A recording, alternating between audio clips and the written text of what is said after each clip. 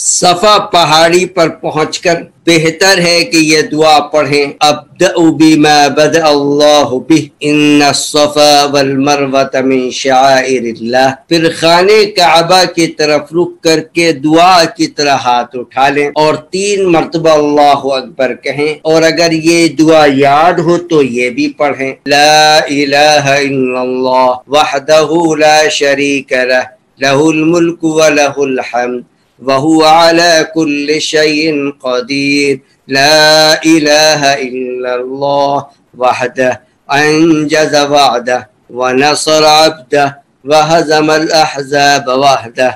اس کے بعد کھڑے ہو کر خوب دعائیں مانگیں، دعا سے فارغ ہو کر نیچے اتر کر مروہ کی طرف عام چال سے چلیں، بغیر ہاتھ اٹھائے دعا مانگتے رہیں یا قرآن کی تلاوت کرتے رہیں۔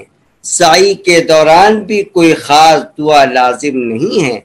دیکھیں صفا مروہ کی سعی جو ہے وہ صفا سے شروع ہوتی ہے، مروہ پر پہنچ کر پہلا چکر ہو جائے گا، پھر مروہ سے جب صفا آئیں گے تو دوسرا چکر ہو جائے گا، اور ہم نے یہ بھی بتلایا ہے کہ صفا مروہ کی سعی کے دوران ایک جگہ آتی ہے جہاں پر ہری ٹیوب لائٹیں ان دنوں میں لگی ہوئی ہیں۔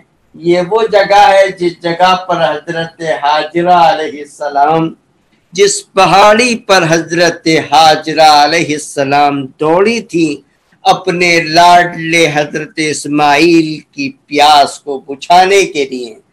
بیچ میں ایک جگہ آتی تھی جو کھائی کی شکل میں تھی، جہاں سے بچہ ان کو نظر نہیں آتا تھا۔ اس بچے کی رونے کی پریشانی کو دیکھ کر وہ اس کھائی سے تھوڑا تیز گزر جاتی تھی کہ جلدی سے میں بچے کو دیکھنے لگوں۔ اللہ تبارک و تعالی نے حضرت حاجرہ علیہ السلام کی قربانی کو قیامت تک کے مسلمانوں کے لیے، قیامت تک کے حجاج کرام کے لیے قبول فرما لی۔ صفا سے مروہ تک کا جو فاصلہ ہے وہ 394.5 یعنی تقریباً 400 میٹر کا فاصلہ ہے۔ جب آپ صفا مروہ کی سعی سے فارغ ہوں گے تو تقریباً 3 کلومیٹر کا تقریباً آپ سفر مکمل کر چکے ہوں گے۔